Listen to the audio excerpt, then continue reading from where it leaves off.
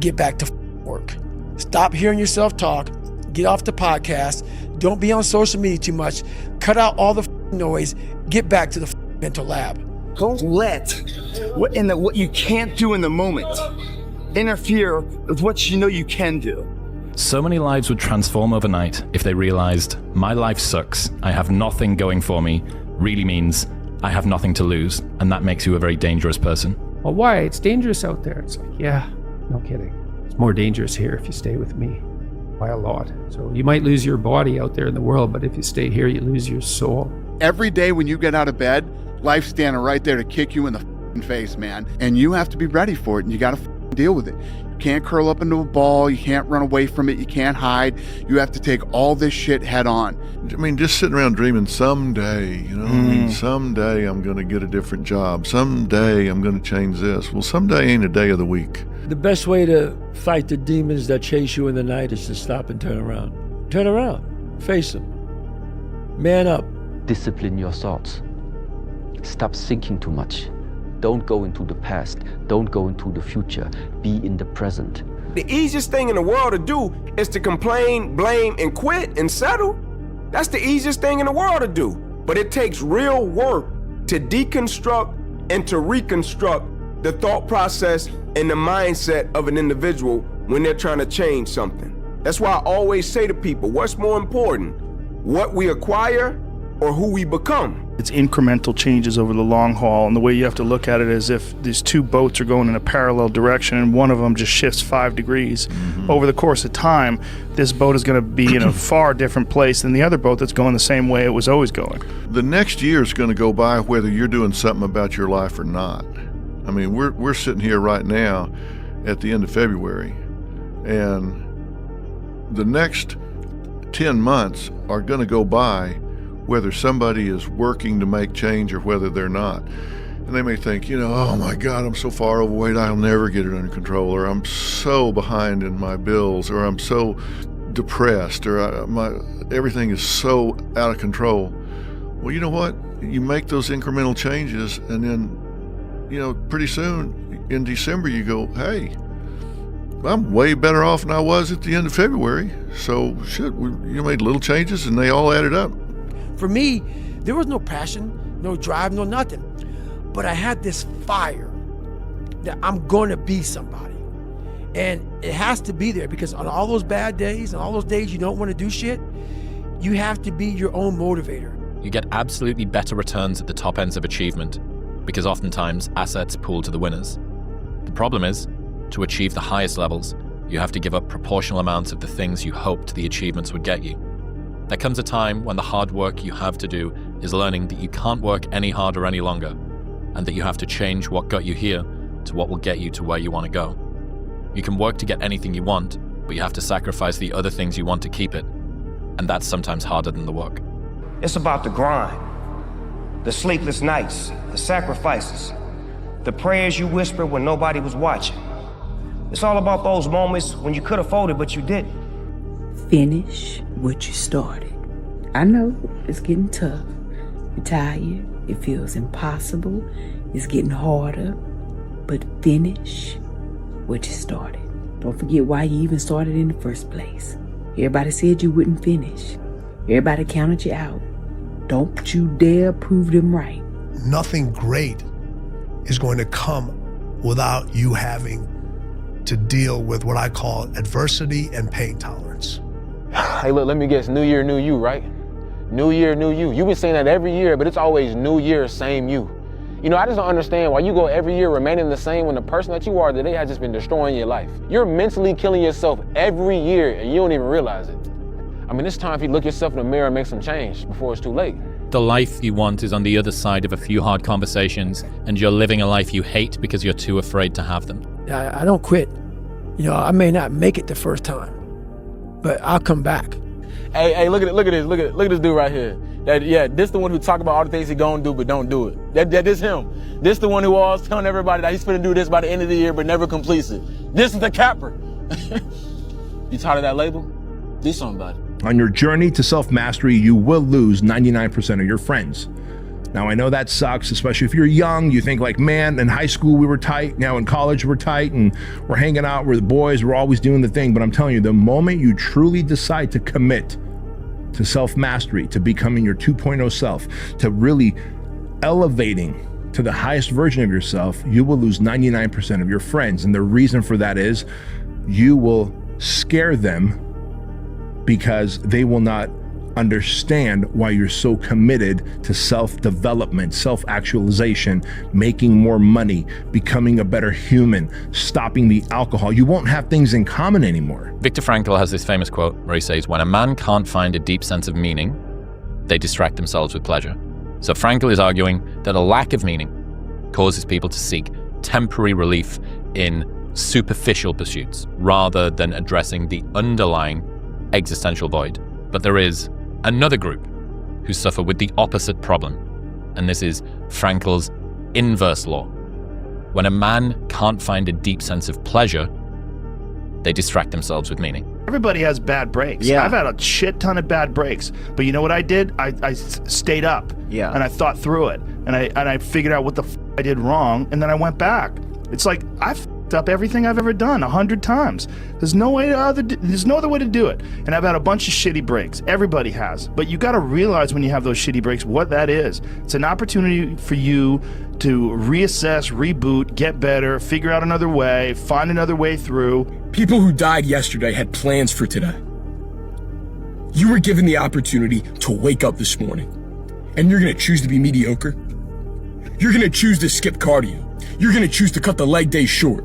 You're going to choose to do the same things you said you were going to change. If you live a life like everybody else, never expect to be great. Well, it's that time of year again. We start to feel real happy. Why? Because we're not going to work. If you believe in Santa Claus and you celebrate Christmas, you're looking forward to Santa Claus coming down the chimney giving you some presents. It's a real good time of year. So in that good time of year, we start to feel real good about ourselves. So I start to feel great. So we start making promises to ourselves about, hey, I'm gonna lose some weight. I'm gonna do better in school. I'm gonna be better here, be better there. But guess what happens? The real Merry fucking Christmas happens when all of that noise is gone. It's quiet. And it's you against you. And now all those endorphins are gone. And I promise you made about getting up early and getting after it to go lose weight, study harder, guess what? It's a lot harder now. That repetition becomes a lot harder now. See, the thing about life, we're gonna die, right? Eventually we're gonna die, but our legacy can live on. The impact can be non-perishable forever, but it's gotta be built right. And we gotta take advantage of the time we have right now. But if you want it bad enough, you find a way. If you don't want it bad enough, you find an excuse. You have to be obsessed. You have to be mission focused. You have to be driven by something greater than what average people are driven by. Your life is exactly what you've earned and nothing more. Every single day you wake up and you make choices. What to eat, what to watch, who to spend your time with, what to spend your time doing. Those choices add up. They compound, and they end up creating the life that you are living right now. So if you hate your life, if you don't like the way things are going, stop blaming external circumstances and start looking at your own decisions. The successful people that you follow on Instagram aren't just lucky. They're not magically gifted with something that you're not. They make different decisions than you do. While you're scrolling, they're working. While you're talking about other people, they're talking about ideas. When you're making excuses, they're making progress. What you see when you look around is the direct result of your past behavior. You want to see something different when you start looking around in the future? Then you have to start doing something different today. It's really that simple. Stop being surprised by the results that you have been creating. If you want to change the output, you got to change the input. Instead of spending time getting in the mood to work, just start working. Confront the work.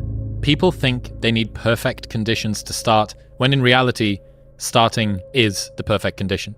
One thing important is that we all have these moments in time that either make you or break you, that can determine the rest of your life.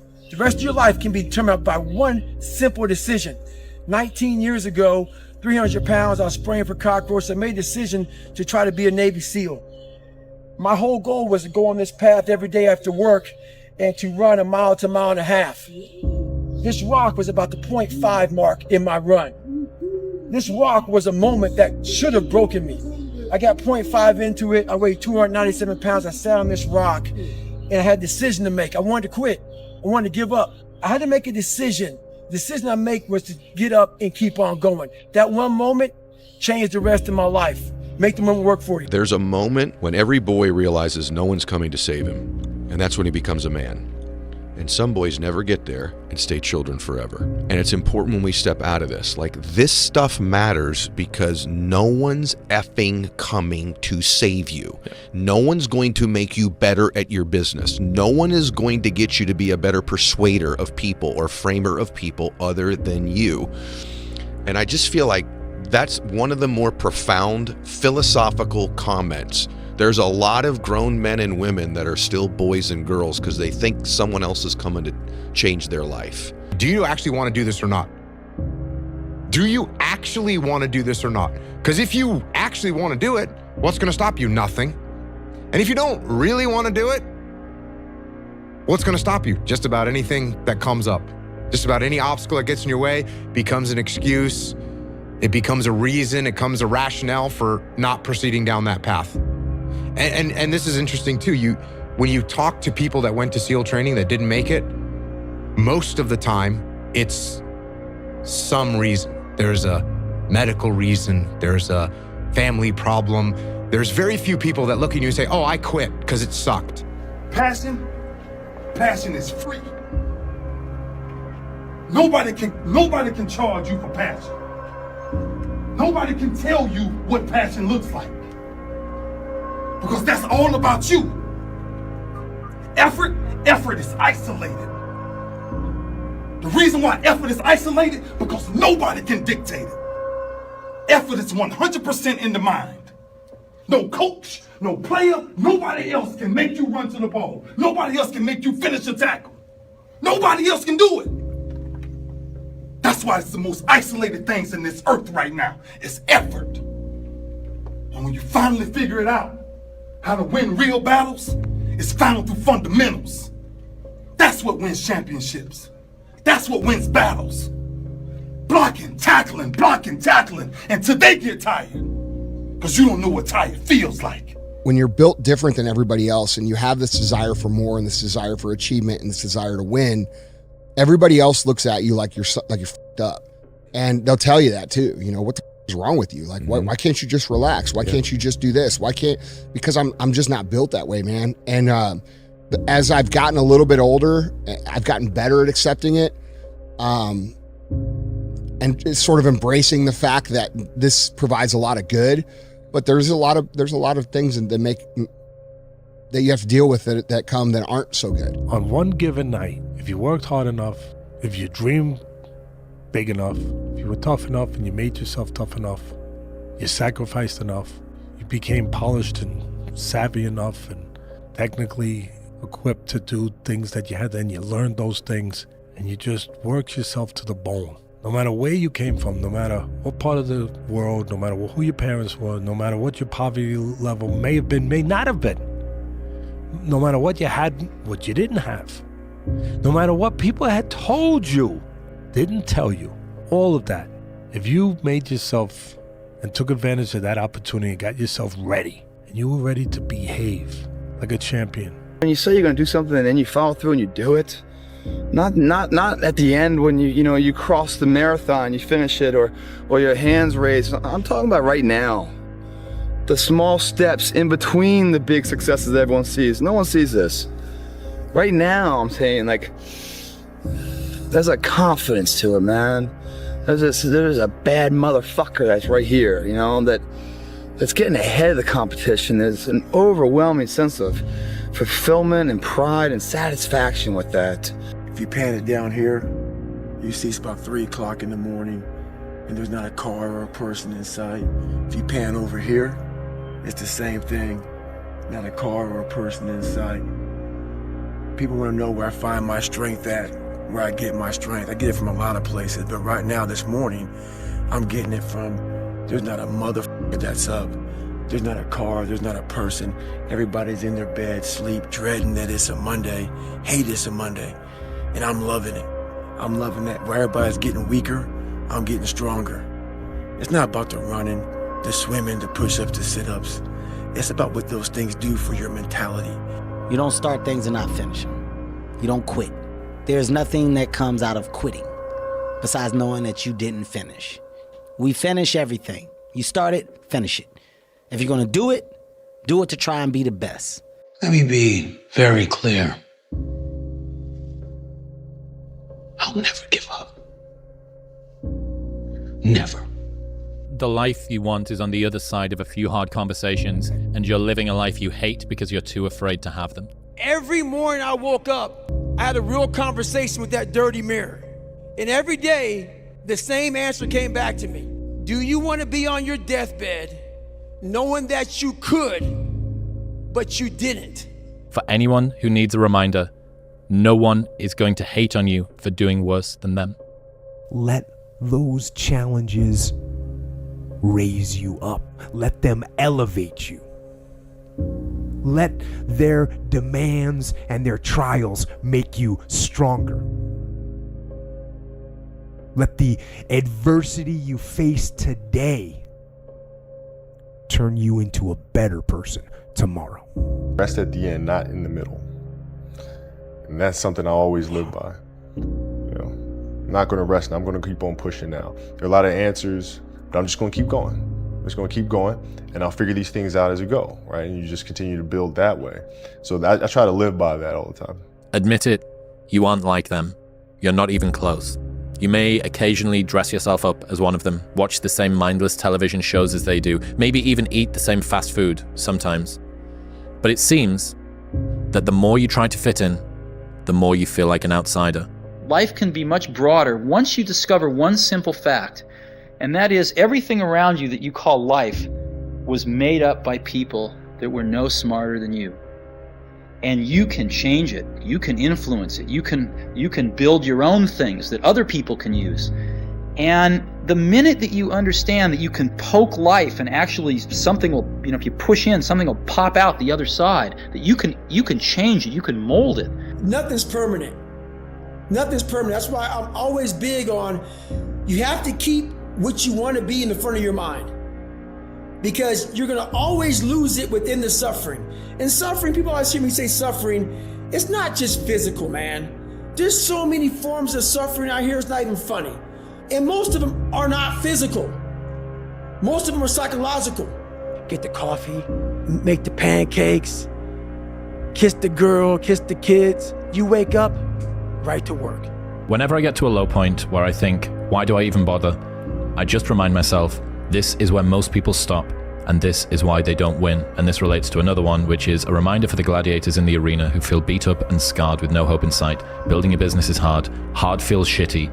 This is what hard feels like. And this is why most people can't do it, but you can.